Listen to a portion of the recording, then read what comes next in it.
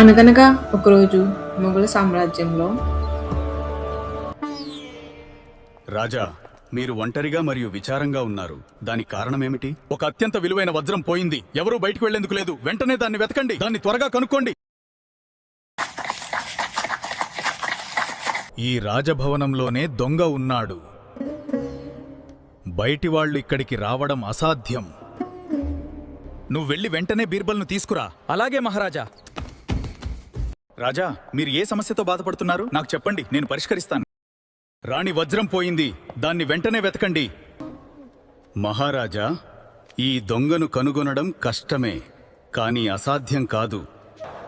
నా దగ్గర ఒక ఉపాయముంది మహారాజా. ఇక్కడ ఉన్న అందరికీ ఒక్కొక్క కర్ర ఇవ్వండి. ఈ కర్రలతో ఏం చేయాలో మాకు చెప్పండి. ఈ కర్రలు రేపు ఉదయం వరకు మీ దగ్గర ఉంచుకోండి. ఎవరైతే దొంగ ఉన్నారో వారి కర్ర 1 ఇంచు పెరుగుతుంది. కర్ర పెరుగుతుందా? ఇది ఎలా సాధ్యం? ఇప్పుడు చీకటి పడుతోంది.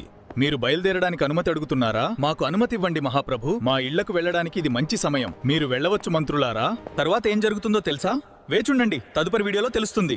ఇప్పుడు లైక్ చేయండి, షేర్ చేయండి, కామెంట్ చేయండి మరియు సబ్స్క్రైబ్ చేయండి. అవును, తప్పకుండా చేయండి.